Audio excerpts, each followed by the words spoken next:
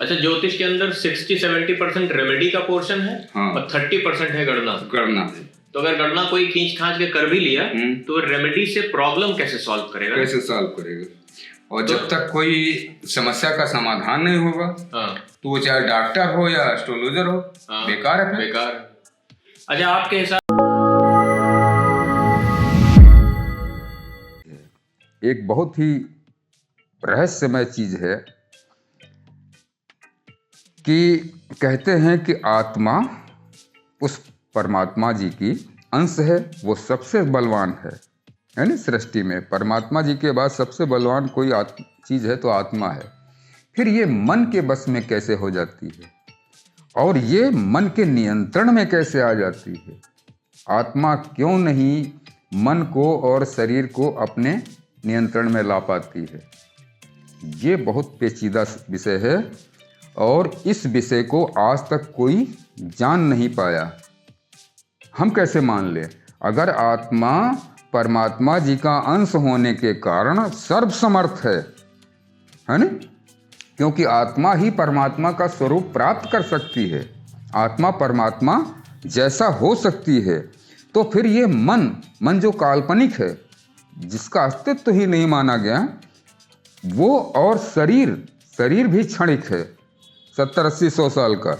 ये मन इस शरीर को और आत्मा को अपने नियंत्रण में कैसे कर लेता है कि अनंत काल से जन्म पे जन्म देता रहता है?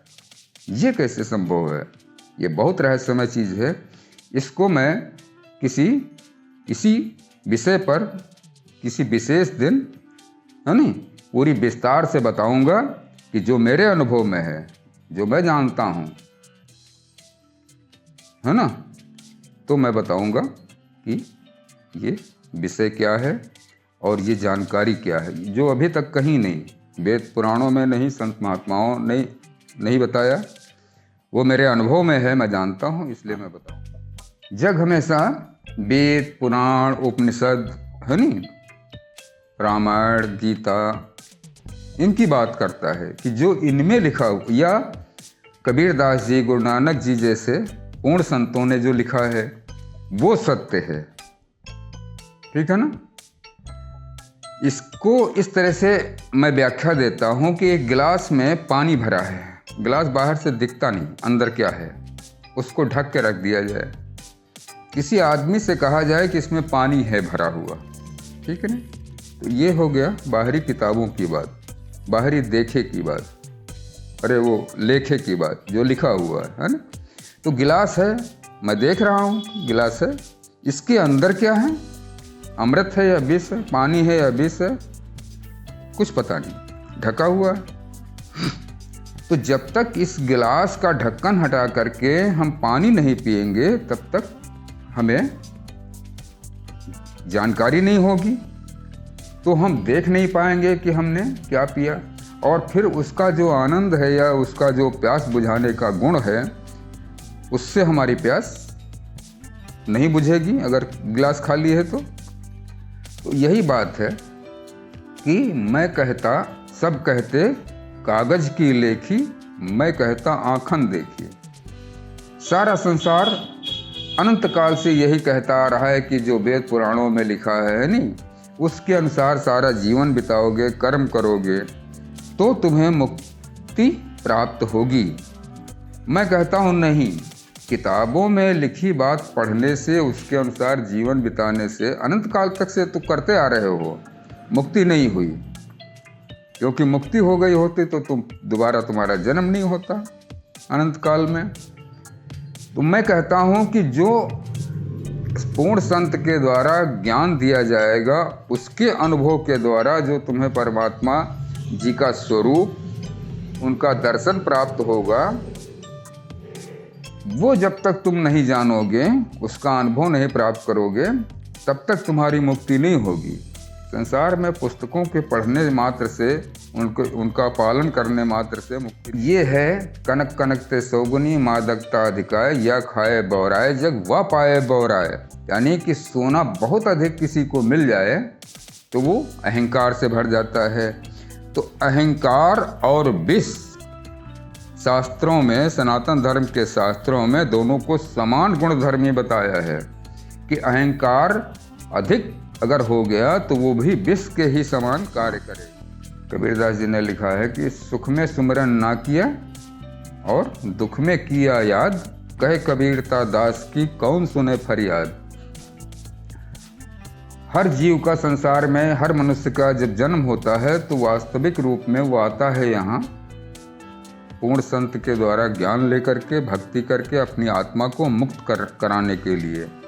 लेकिन वो संसार के माया मोह के चक्कर में फंस करके अपनी सारी उम्र बिता देता है और अंत में वो खाली हाथ आता है, खाली हाथ चला जाता है। तो उसमें उस दोहे में यही कहा कि जब संसार में थे, खूब सुख था, मौज थी, तब तो भगवान नहीं याद आए, तब तो सुमिरन नहीं किया।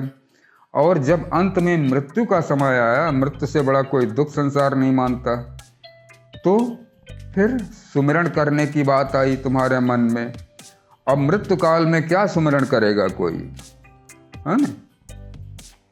तो ये बात है कि इस तरह से अगर जीवन मिला है तो जब भी जितनी जल्दी हो सके अपने किसी पूर्ण संत को खोज करके या उनकी कृपा के द्वारा वो मिल जाएंगे। अगर आप में जिज्ञासा है, तुम में जिज्ञासा है, तो वो पूर्ण संत मिल जाएंगे। वो ज्ञान देंगे, भक्ति बताएंगे, भक्ति कीजिए, मुक्ति मिल जाएगी।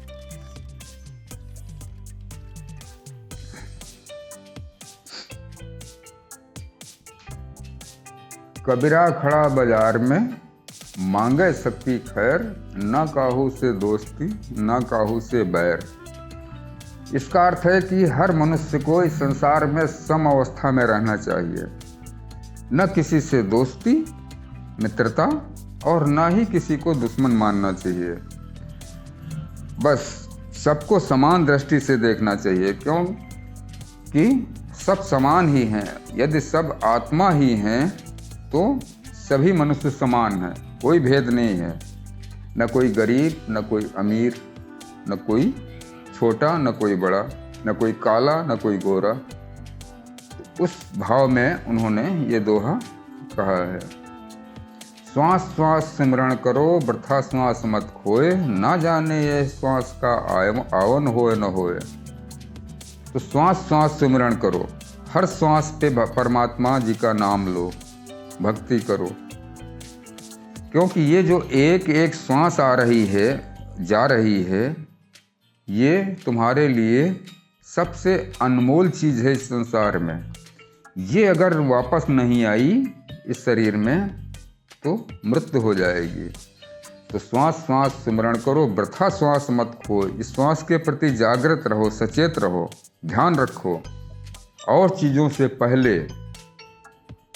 नहीं तो अगर दोबारा ये श्वास नहीं आई, है ना, वृथा श्वास मत खोए और ना जाने इस श्वास का आवन होए न होए, यानी दोबारा अगर नहीं लौटी तो राम नाम सत्य हो जाए।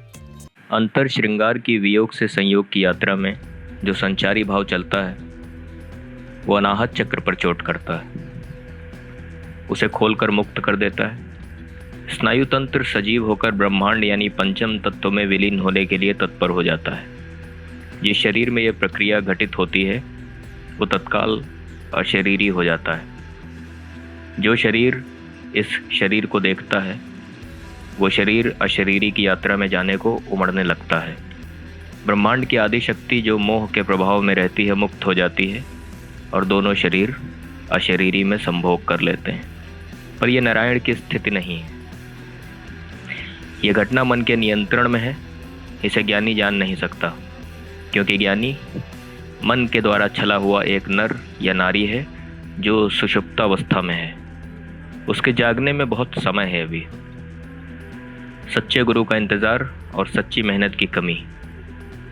सच्चा गुरु यदि मिल भी चुका हो फिर भी सच्ची मेहनत की कमी। गुरु सिर्फ चाबी देता है, अगर ताला खोलने की यादें अब चेतन में न पड़ी हूं तो चाबी एक खिलौना मात्र है। खेलो और छोड़ दो। भटको इस ब्रह्मांड में, यही तुम्हारी नियति है। भटको